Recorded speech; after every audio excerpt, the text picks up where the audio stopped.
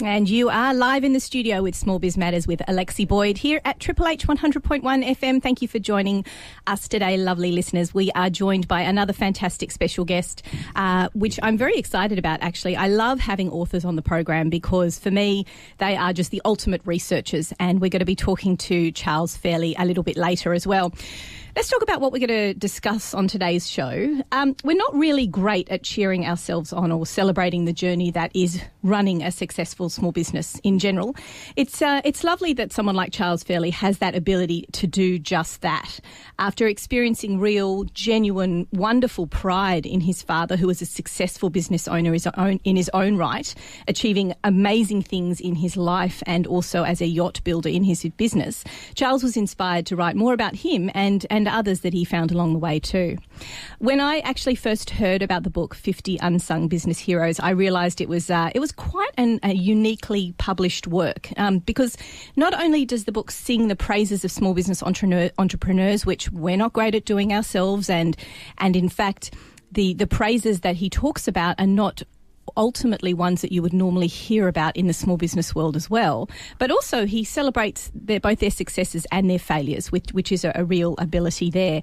So it's also a uniquely interesting business model as well, which we're going to talk a little bit with Charles in terms of the way to advertise yourself. It's going to be a jam-packed show today, and I'm really excited to be welcoming Charles Fairley, the publisher and author of 50 Unsung Business Heroes. Welcome to the studio. Thanks, Alexi. Good to be here. Indeed. And we met a little while ago and we were talking a little bit about your book, and it really is a fascinating story because I always find when I meet guests who are passionate about what they do and somehow it's linked with a bit of family history, it's so much more rich and interesting the way that the way that you connect with your past. Can you tell me a little bit about your journey, how you got to what it is you're doing and why you're so passionate about it? Sure. Thanks, Alexi. Yeah, it just makes it all that much more genuine, I think, doesn't it, if there's a real story behind it. So my background from a work sense was always in the media. So I'd worked at Channel 9 and Macquarie Radio, which is 2GB and 2CH, and then later at AAP, but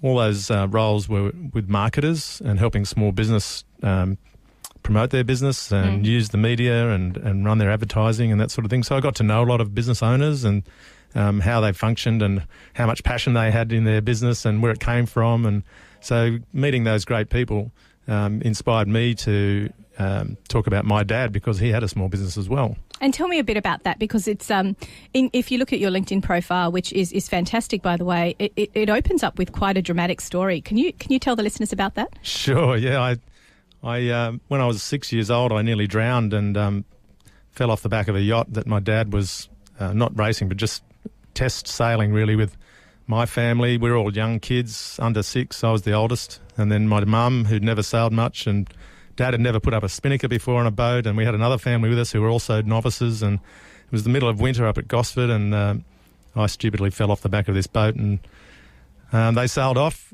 into the distance, and there was, it was the middle of winter, and it was cold and miserable, and no other boats out on the water, and so it was pretty scary. I was off school for a month and had double pneumonia and a couple of weeks in hospital, and my dad was pretty sick as well because he dived in after me and ended up grabbing onto me, and of course at that age, at 6 years old, you're worried about the monsters and the sharks and the terrible things in the water underneath you. So I was struggling and panicking, and he gradually calmed me down. But eventually a little tiny, what's called a moth, little sailing dinghy came along and grabbed us, which was so lucky. And, we were rescued, thankfully. But Dad had dived in with his woolen jumpers and corduroy pants and pockets full of keys and wallet and all that sort of stuff. He just turned and dived sort of thing. So wow, that's a full-on story. It's terrible. I could have died, definitely. So I was very lucky to be here. And it gives you a bit of insight into the sort of man. I don't think anybody out there who's a father would do anything different. No. But the opening with that story is interesting because it really shows the connection that you had with him. But tell us about your dad, who was a small business owner himself, and why he inspired you so much. Well, he was a bit of an innovator, and he was a fiberglass pioneer. He moved from power boats, ski boats and so forth. He was a mercury dealer for the Central Coast, all through a process of evolution over the long term. And then in the 1960s, he realised that there was potential for sailing, and he noticed in America that the trends that were coming on, and read some magazines and what have you, and designed a boat in 65 called the Klansman, and from there they went on to build a business producing fiberglass yachts. They've made about 250 over the next 35 years. They had 40 staff at their peak, so it was a good-sized business. And yeah, he had some good wins in the Sydney to Hobart race, different divisions, and he had a great career, and he's had quite a few write-ups in magazines, and he actually just passed away in June, so we got some great obituaries published for him, which was a nice touch as well. So we actually used our story that we published in the book as the basis of a lot of the obituaries, which is nice. Oh, that's lovely. And so he was, of course, a feature in your first book. Yeah. How did you choose who was going to be part of it, I guess, in a way? Sure. Did it start with who inspired you, or how did it grow? Originally, I thought, because it did evolve, as you say, it grew out of an idea. And originally I had some criteria around, business turnover and some quantitative things like staff numbers and length of time in business, and because I wanted to hear what they'd learnt, and obviously you have to have some time in business to have experience. But then we started engaging with people, and they were sharing things like their passion and their purpose and why they were doing it, and some people shared about their mental health issue, or they might have had a failure that nearly led to bankruptcy and how they turned that around. And I thought, that's so much more powerful and so much more authentic and engaging. It's a no-brainer that if there's someone with an inspiring story over someone with a $1 billion story, I'm going to take the inspiring story first. So that's sort of became much more qualitative than quantitative. It's like listening to the journey that people go on, rather than, you don't want to just hear about the success and someone positioning themselves as an expert. You want to hear about the successes and the failures, definitely. Yes, absolutely. And it humanises the business. I mean, if you had an accountant tell you about his turnover and his length of time in business, or you had him telling you about his mental health issues and how it's been hereditary and his father did this and his mother did that, then that's the one you're going to really remember and engage with and really relate to far better, aren't you? Oh, absolutely. And I think that that's what makes those people interesting in the book. They are relatable. They're people that, because we're all in small business together, we understand what the pitfalls and the successes and the highs and the lows are. Sure. So with the can you give me another example of someone who was in the first book who was particularly interesting, as well as, of course, your father? Yeah, I mean, there's 50 great stories in there, of course. So it's 50 unsung business heroes, but one that really stood out was a guy called Daniel Davis, who runs a business in Sydney. Daniel had a really tough upbringing in the western suburbs, and he basically left home at 13. He'd had 3 stepfathers by then, and they'd all been in jail, had guns and drug-related crime in the family, alcohol abuse, all that sort of, you name it. And for him to have the wherewithal and the nous at 13 to move out, still put himself through school, still managed to get his education. Wow. And then move into business. That was phenomenal. Especially, I have 2 teenagers, and I couldn't imagine them being so resourceful. And what is it that he does now? What's his success? He runs a system called EOS, which is training and systems for business. Wow. So he started out running IGA outlets up in the Blue Mountains, and he grew that into a substantial business, and now he helps other businesses. That reminds me of that series, I think, from the ABC. Was it 7 Up? It was sort of based on the British series. Yes. And I remember seeing the young kid who was really like the kid from the roughest family, very obviously, in the group. And they did a test. They would always constantly be testing them for their abilities, and they were testing for resourcefulness. And he blew the others out of the water. Yep. And then they went back to some footage of him, dabbling around the house. And he was, you could see it. He was the eldest of something like 7 children under 7. And he was getting his own 2-minute noodles, and he was preparing his own dinners, and he was looking after his own family members, and he was a second mum. Sure. And that is a skill, I guess, that the guy that you highlighted in the book had Daniel the same Davis, thing. yeah. And they build more resilience, more independence, and they're going to have a stronger life, more productive life because of it, I think. So he was just one out of the 50.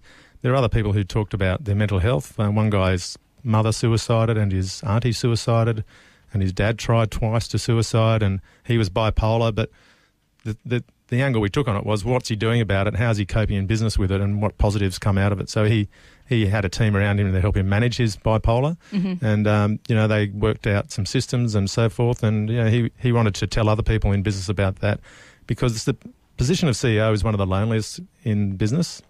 There's a board above you sometimes, and there's a lot of staff below you, but there's no one on your level.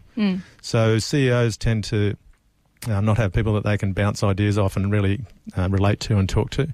That's why there's a lot of these groups like the CEO Institute and Tech and different ones where all CEOs come together. But they've only been around for a handful of years, right? That's right, yeah. That's before that, I mean, people like your father and those in the book would have struggled along by themselves. And I think that that's a really interesting point, is that one of the things that that's being highlighted with things like such as your book is the importance of being aware of mental health issues when you're in small business and what you can do to get help as well. And also the great support from family. I mean, my mum was, a stay-at-home mum, but she was in the office typing up all the letters and taking the phone calls, and Saturdays she was in there doing things. So she was an office manager, essentially. Yeah, exactly. Yep. And that's the case with a lot of small businesses. I think it is, isn't it? Yeah, that the whole family gets involved. Totally. Yeah. So I think that's I think it's an interesting point that you make in the book, is that there is that isolation and that we need to find ways of connecting with others. Tell me, when you worked with each of these people, did you find a way of bringing all of your not guests, but the people who were in the book together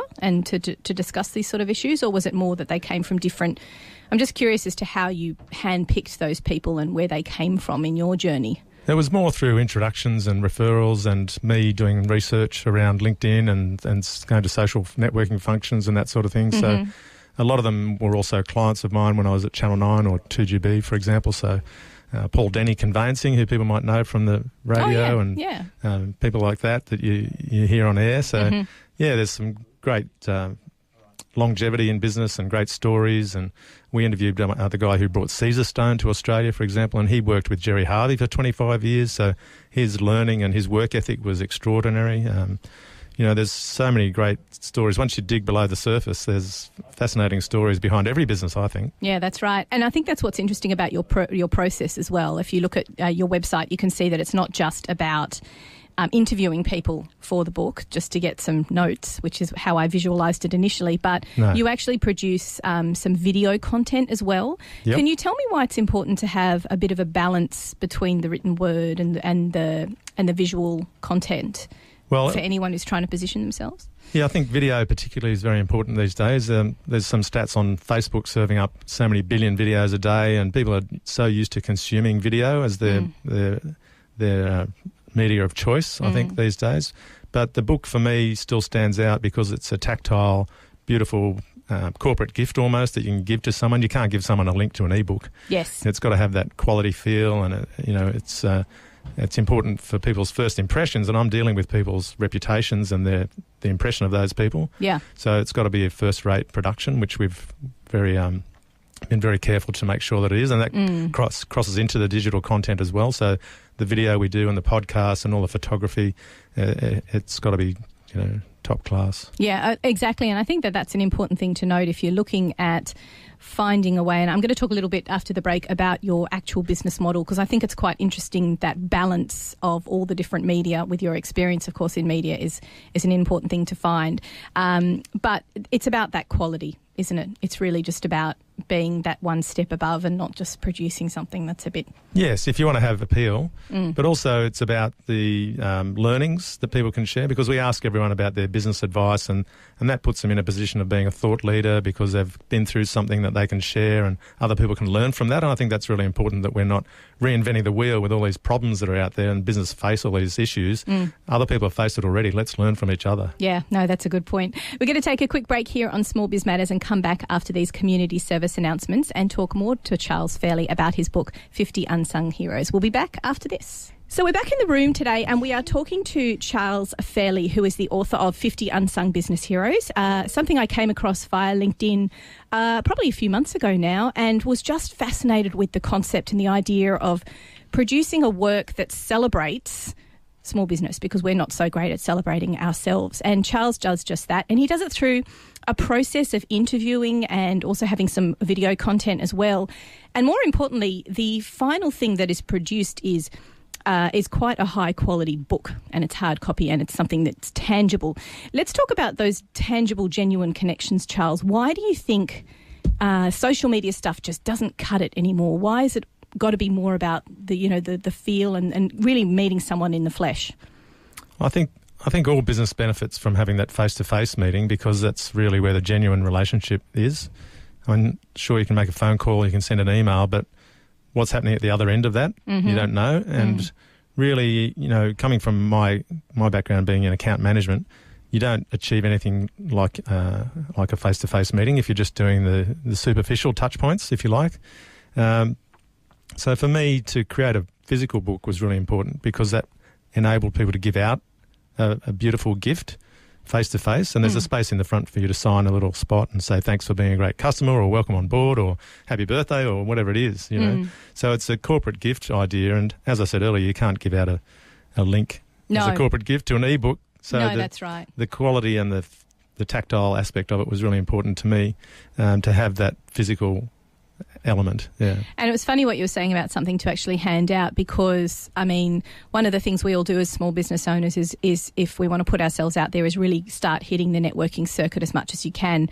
Sure. And it's a balance, isn't it? You've got to have a presence on LinkedIn, you've got to have a decent looking bio, and you've got to have a good corporate headshot. All those things are very important. You've got to have a good looking website and an ability for your customers to reach out to you digitally. Absolutely. But if you don't meet people, then you're faceless. That's right. You could be just some figment of a social media campaign that doesn't really exist, couldn't you? Could I ask you on a personal level, when you transitioned out of that media world and started your own business, did you find it particularly easy because you'd already been in that whole networking, getting to know you space? Did you find it quite easy to transition into that consultant space where you had to put yourself out there? Was that a bit of a hurdle?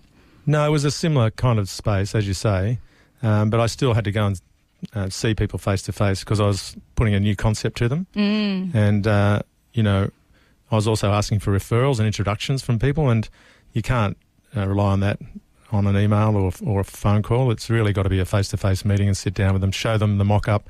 They can touch it, they can feel it, they can see the photos that you're planning on using, whatever it is, and really get them on board and get them engaged, literally, and not just a flippant, yes, I'll look at it later kind of thing. It's so important.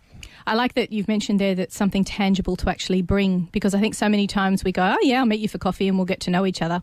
But what is the end result of that? What are we trying to achieve? Yes. I always appreciate it when people sit down and they go, okay, this is what I do. These are the referrals I'm looking for. Now, it's a bit obtuse in a way, but at the same time, it gets to the point and you're not fluffing about for half an hour and you go, okay, well, that's why we're here. And almost like you need to set an agenda for these coffee meetings, I guess. You're setting the expectations, aren't you? Yeah. Which is important for both sides, I think. Yeah. You can still do the social stuff, of course. You can talk about the kids or the footy or whatever it is, and that's great too. And that's a perfect way of engaging with people as well. Yeah, I like the whole tangible thing. I think the meetings I've felt the most productive in are ones where I have sat down with people and said, look, I've got this great idea. What do you think? And let me tell you, you never have someone say no when you ring them up and say, hey, can I give you an idea about what I'm thinking of doing and I really want your opinion. Nobody says no to that. Everyone is very flattered to be asked, to be giving their opinion about something. But you've got to have something to show them. You can't just go, I got this idea, and then write down some stuff on some note paper. You've got to have something ready to go, almost be ready. Sure. And that's kind of the same philosophy in the book. We're asking people for their advice. So it's putting them in a position of being an expert.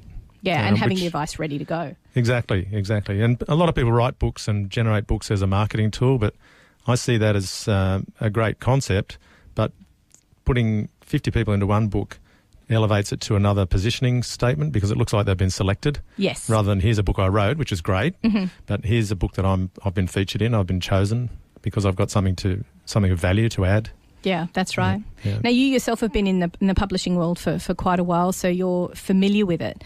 How did you find that transition between media and I guess, did you say you're with AAP, so you would have had some publishing and magazines and that idea. But that move towards books, was that a particularly difficult hurdle to get across, or was it easy because you were already in that world? Did you have the contacts? No, it was a new area for me. My media background was more electronic, so TV and radio, but a little bit of content and the written side at AAP, as you said. So they're a joint venture between News Limited and Fairfax, and they generate a lot of what I'd call wholesale news stories, so all the basic stuff. They have more journalists there than at Fairfax, for example. So I have more journalists here than at Fairfax. Yeah, well, that's not a tough number, I guess, is it? Yeah, exactly. It's shrinking, unfortunately. Yeah. Like all newsrooms. Exactly. Yeah. But no, in terms of the transition, it was really more about learning how that side of things worked, getting some new skills, and just jumping in and taking the risks and learning on the job, really.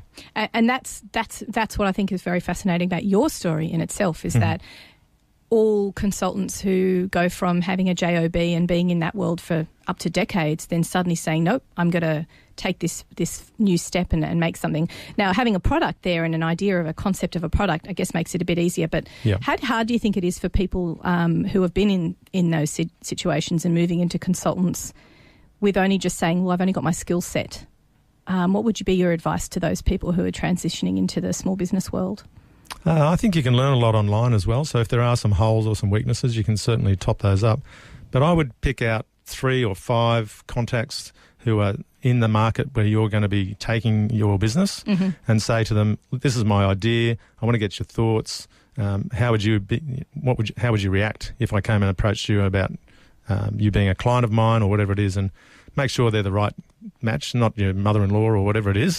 So people who are who's going to tell you everything's fabulous. Yeah, that's right. You want to have genuine responses, of course. Yeah. So, make sure that they're in that industry, they've got some background and some intelligence they can share with you and get that feedback. And that feedback, that's gold, isn't it? Really, people in that space who you would be targeting, but you're not going to because they're your mates. Sure. But you really want to have that really constructive, we don't like that bit about your website, or no, that collateral, that's too wordy, or there's too much information there. I want to see bullet points. Everyone's always talking about making things so simplified and less wordy, which is interesting because your book is a book and it's words in it. Yes, so, I'm a contrarian, aren't I? Yeah. Is the layout really important? Let's talk a little bit about books and that world and producing the printed edition. Sure. I love formatting. I'm a big fan of formatting, being an admin person. So how do you, where do you start with that? Do you get someone on board that's a creative that specialises in the formatting of these things? Yeah, I had a print layout graphic artist. That skill's not one of mine, unfortunately. And I had an editor to help me as well, so the wordsmith side of things, because my spelling and grammar and punctuation's 90%, but it's not 100%. So there's some input to have there. And now we also hire a journalist. So they write it up from our electronic interview. They write the story and create the words. So when we interview someone, we capture about 8,000 or 9,000 words in the hour, and we only need 3,000 words. So it's a real distillation and editing down to get the real gems and the really valuable stuff and feature those points. And now that you've got one of these books produced, do you find it easier to then go to the next step and say, oh, look, would you be interested in being in the second or the third book? Or you've got the second book now. Well, the second one's not finished yet. So we've got 37 interviews done now. So we're 3/4 of the way there to hitting the magic 50. Yeah, it's a very distinct target, isn't it? Yeah. It's very... Do you have a date where you're expected to launch? Early next year at this stage. So it just depends when we get the final 12 or 13 people on board, get those interviews done, because it's hard for people to fit it in their busy schedule, but we do try to create the least disruption as possible, so it's all done in about 2 to 3 hours in their office, and we, as I say, minimise the disruption. We do video, podcast, all social media, photography, everything gets done in the one sitting. So, so you've got to be quite organised then. Yeah, I've got lots of good systems in place. Yeah, well, that actually segues nicely to the process of things. I'm always fascinated by processes and procedures. So your first step is to would you suggest if someone was interested in doing something like this, or even just writing a book? Because I think everyone says, what's the latest thing people say? There's a book in me. Everyone's got a book in them. Sure. So if they're thinking about doing that, do you start with content first, or do you start with chapter headings? What would you suggest is the best way to go about it? I think you need that skeleton of the chapter headings, and then you fill that out as you go along, and that allows you to shuffle and move things around. But a skillful editor is invaluable, definitely. So that's one of the good people you need to surround yourself with. There's a lot of half-finished books in bottom drawers out there. Which are just words. Yes, exactly. Yeah. And sometimes they ramble on and they don't have any rhyme or reason, so it's important to get that structure, I think. And I think it needs to be digestible, because one of the things that I appreciated when I saw your book was that it's very easy to read, because you've got the chunks of text in different formats, and there's lots of pictures, and it's explanatory. Yep. Would you suggest that graphic designer person that specialises in publishing is quite crucial as well to the process? Absolutely, yeah. You've got to take a lead from them because they've done it before, especially if it's your first book. Take that on board and look at other books as well. So get ideas. Nothing's original these days. Even my concept's not original. So there's a lot of other compilation books out there. I guess one thing that we do a little bit differently is that we write it all rather than expect other people to write their chapters. So. Yeah, ghostwriting. What's your thoughts on that? Because that sort of comes back around to what we were talking about, being, I don't want to say disingenuous, I don't want to say that, but to me, do you think it's better to have things in your own words? Is it a true reflection of yourself? Do you think people will read it and go, that is such a ghostwriter thing?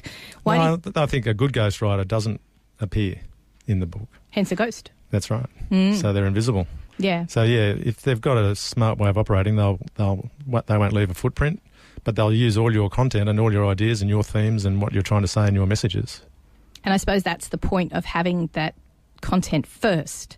You can't sit down with a ghostwriter and go, I want to write a book about sales and marketing. Yep. And that's it. That's all I've got.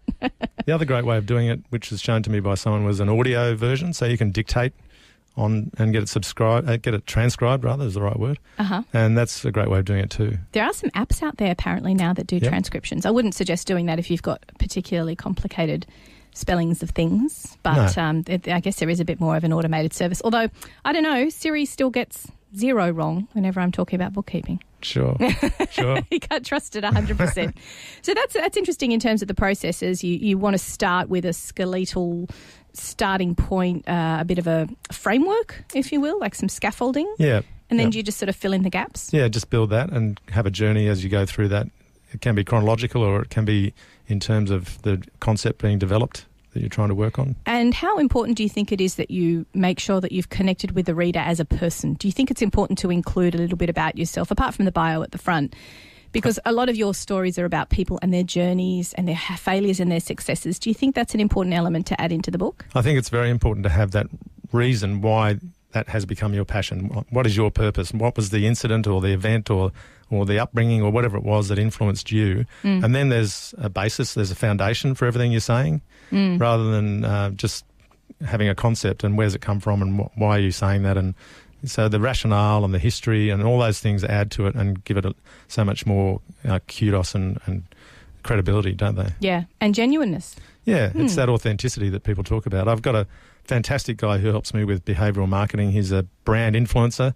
He's running around the world doing different things. What does he do? Is he a sportsman? I always hear about these things. Is he a sportsman? Is he a... No, he's a wordsmith and a behavioural marketing expert, and he really gets in behind the story and digs down to the next level. And that's what I need for my interviews, is to get to the purpose underneath the beating heart, if you know what I mean. So another good person to have is almost like at the psychological level. Yeah, he's very much working on that level. His name's Stephen DeSadie, and you'll see him on a lot of my LinkedIn posts, and he's actually speaking at our event, which is a week from now in Sydney. So we'll get that put on the Small Biz Matters calendar for you. Fantastic. So, you've got these great people around you. You've got the editor, which is obviously crucial. I wouldn't pretend to try and be able to construct more than about a paragraph on my own. Then you've got the graphic designer who specialises in publishing. You've got I think it's worth even getting someone maybe in this space, but maybe not in this space, to read it and say, Definitely. You're not really connecting, I don't really understand what it is you're writing, or the psychology of it. That's a really interesting person to include. Definitely. Yeah, and you can do that. You can run drafts and you can send it out to people and get their opinion, split up, and just send a chapter to each different person if they're an expert in that, what the chapter's talking about, for example. Yes. Yep. Oh, that's a great idea. Use the people around you, those genuine connections. Yep. Exactly. And then give them a credit in the front and they'll be very happy. Or a couple of spare books. Look, we're going to take another break here on Small Biz Matters and be back after this. But when we return, I want to talk about bringing such a product to market, because it's not an easy task. And I think it would be interesting to learn from you as the expert there, Charles. You are listening to Triple H 100.1 FM. We'll be back after this. And you're back in the studio with Small Biz Matters. That was just a very short ad break. We only had time to take our headphones off and come straight back in. So we're talking to Charles Fairley, who is, of course, the publisher and author of 50 Unsung Business Heroes, a unique product. And I want to talk about bringing that product to market, because all of us as small business owners, we have a thing, a widget, whether it's our skill set or it's a thing or like literally a widget you put on your phone, something. And it's hard to bring that into the market, but I think it's particularly difficult in a world where there's a bit of ups and downs when it comes to books. Sure. So what was your initial... Do you have a target for the number that you produce, and what are your expectations with getting it out there? Yeah, it's a very different model, actually, Alexi. So I realised that retail was under a lot of pressure, and the Amazons of the world and that sort of thing, but also bookshops were under a lot of pressure, and books generally were being pressurised by things like ebooks and Kindle and that sort of thing. So And having said that, I don't think books are going away. It's similar to when video came in and we thought cinemas would die out. They've still got a great place, of course. So books, to me, really have a fantastic place still to offer. In the hard copy, of course. In the hard copy, hard copy books. And at the same time, I wanted to take the risk out from what I was doing in terms of the distribution, and I didn't want to get boxes of books sent back to me after 3 months as returns from the bookstores. And so the way my model works is everybody who goes into the book actually gets some books to give out to their clients as a corporate gift. So my initial thought was, well, a lot of people give out a bottle of champagne or a food hamper at Christmas, or they win a big contract, give out a bottle of red wine maybe. But a lot of those things get consumed and they're gone in a matter of weeks, whereas a book stays around forever and it adds so much value and it's got 50 interesting stories in it. And I just thought there's so much more appeal to giving a valued client something like that really will help them and they'll get a lot out of it rather than something with your logo on it. Yeah, well, exactly. Or something that's consumed or just it can be or electronic, which is ultimately going to be phased out. Yes. For want of a better word. Yeah. I love the look and feel of it. That's obviously very important. So if this is something that you're considering as a hard copy, and you can imagine it in bookshelves in businesses all over the place, like your book, what would you give as the top tips for making sure that it's something that people hang on to? I think you have to invest a little bit extra to go that extra mile. If people can see you're cutting corners, then they're going to realise that you're just doing it as a flippant marketing exercise and the value won't be perceived. Could I ask you, is that the difference between soft copy and hard copy? I think so. Yeah, soft copy, with the flexible covers, so people understand that, they're more likely to get damaged. They're not so, it's more like a textbook. It's not so valued as a beautiful coffee table book. And I think those are the ones that end up in pride of place in receptions or in people's studies where they're going to get viewed by other people. And my whole concept was to share these stories and I want people to see them. So I want them to be shared and left out where people can pick them up and see them and both online and in hard copy. And it's obviously important to be in both of those places. So your model is to ensure that the people who are in the book are the ones who distribute. Do you go into bookshops as well? Have you found that that's something that's evolved? We're online just for a small amount of retail. So we do booktopia.com, booktopia.com.au, and also Angus and Robertson, which I think is now owned by Booktopia. So all online.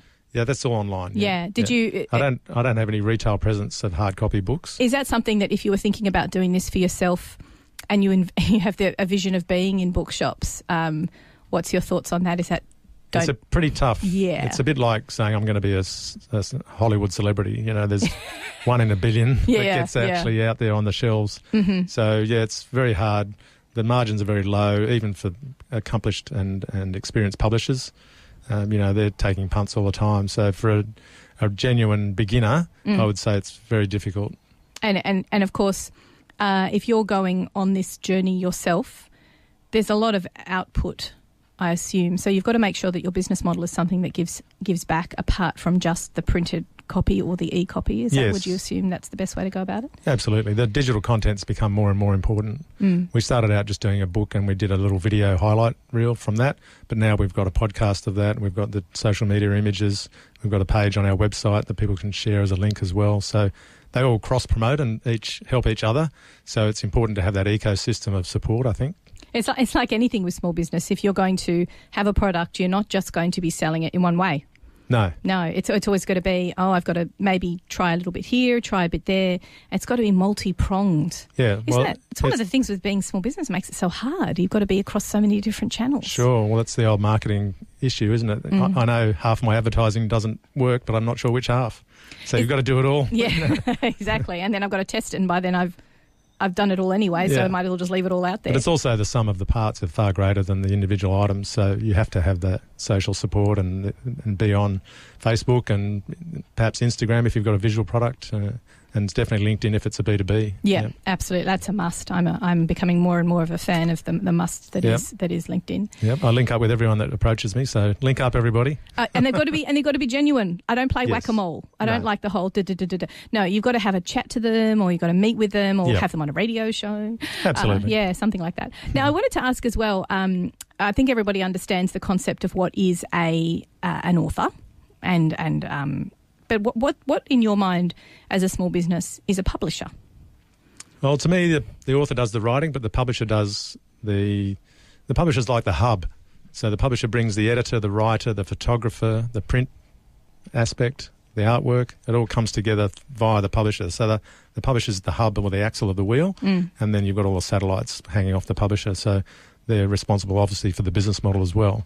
It's kind of like if you're producing a bit of video content or film content, you've got the director and the writer, and they're kind of doing the content, but the producer's the one that sticky tapes it all together and brings all the people together. That's it.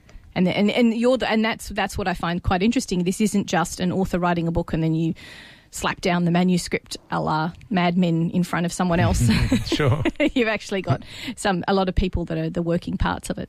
Yeah, and I didn't need a separate publisher. I thought I could take on that role, so I liaised directly with the printer and the distributor, and it's all done through me, basically. Yeah. So you're overseeing it. Yeah. So it's like any small business, you're the one who's sort of controlling everything as it goes along. Yeah, and that's the best way to have full knowledge of what's going on in your business too, of course. So moving forward, do you envisage this reproducing several more times? Do you think there's enough unsung business heroes out there to produce a number of these books? Well, definitely. I think there's thousands of unsung business heroes that we don't know about. We had Scott Morrison at our first book launch, and he said there's hundreds, if not thousands, of heroes out there running small business, because he was at the time, treasurer, very pro the SME economy, and he was promoting, the jobs that small business are responsible for. And all of them. It's really the foundation of the economy. So, yes, he said, and that's kind of inspired me to say, well, yeah, I can do another one and then maybe another one after that, and maybe change the title and have the same format and same concept, but a different heading or whatever. And, we could do great agricultural stories. We could do the finance industry. We do the media industry. Yeah. Absolutely. We just do Sydney, just Melbourne. There's so many ways of slicing and dicing it, aren't there? Is there one group of people who are really bad at talking about themselves and singing their own praises? I think generalising, but women in business often are a bit harder to promote themselves. They find it harder, I think. And I'm very conscious of that because I'm trying to have a balance in the books. We had 25% female business owners in our first book. And so I'm keen to have the gender balance as well as the cultural balance. There's some fantastic stories about migration and people who've come from other countries. Maybe they're a first generation, but, those stories are really the ones that make you realise how lucky we are to live in this country. Yeah, from what the past is, what they've come. Sure. So speaking of the women in the books, is it that they difficulty talking about the difficulties, or is it because they can't talk about their success in any sort of sense of I think there's a little bit of that imposter syndrome that creeps in. And I think also women are more face-to-face, one-on-one than men. Men will stand up in front of a crowd and engage with 100, whereas women want to go and sit in a corner, have a coffee and do it a different way. And neither way is better, but they're just different, I think. Yeah, it's an interesting insight into, because obviously you would have interviewed so many people for the possibility of coming on there. It's interesting insight to look at that gender difference, if you will. Yes, and the Australian tall poppy syndrome comes into play there too, I think. Still? Yeah. God, I haven't heard that expression in years. I know, but people don't like to stick their head up above the parapet and, they want to keep their success as a private thing sometimes, which I have to understand, and I respect that, of course. But people from overseas tend to be more into self-promotion. Really? Yeah. Because they're so happy and proud to have been here and been embraced and had that success? I think that's part of it, and also the fact that they're adventurers to start with. They've left another country. Often sometimes under pretty bad circumstances, Yeah, often come here with nothing, or some of them not even with an English language skill. There's a guy we're interviewing for the next book who came from Tehran, couldn't speak English. He was 9 months in a detention camp in Victoria, and now he's got a multi-million-dollar broadband business that runs nationally, and he's just so successful. That's phenomenal. Isn't it? Isn't it lucky we brought him to the country as quickly as possible to embrace that and make him part of the economy. Exactly. Scott Morrison. Well, look, I wanted to thank you very much for sharing your story today on the program. It's been really interesting. Give us a little bit of insight into when the next book is coming out, where people can find out more, and about your event next week as well.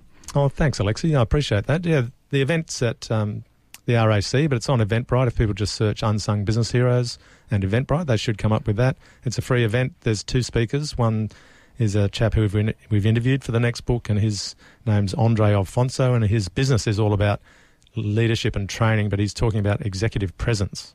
and how we can learn more about that and have more executive presence. And the other speaker is Stephen DeSadie, who is the person I mentioned earlier, who's our behavioural expert, and his insights and his observations about human biobehaviour and how to generate really engaging content. They're so invaluable. I thoroughly recommend anyone that wants to find out more about the DeSadie Academy that he runs. Spelt D-E-S-E-D-E, Stephen with a P-H, D-E-S-E-D-E. But our book will come out early next year. We've got, as I said, another 12 or 13 people to identify and meet and interview. So the site there for us is unsungbusinessheroes.com.au, and there's 50 great stories from Series 1 on there now that people can read about. It's all free. You don't even have to put your email address in, so we're not capturing a database or anything like that. And all the videos are on YouTube. We've had nearly 18,000 views on YouTube. Oh, fantastic. So the numbers are creeping up and it's becoming really significant, which is very pleasing. That's awesome. Well, thank you very much for coming on the program here to Triple H 100.1 FM. My pleasure. We'll be back next week with another fantastic guest here on Small Biz Matters with Alexi Boyd. I will see you all next week on Triple H 100.1 FM. Thanks for joining us, and we'll see you then.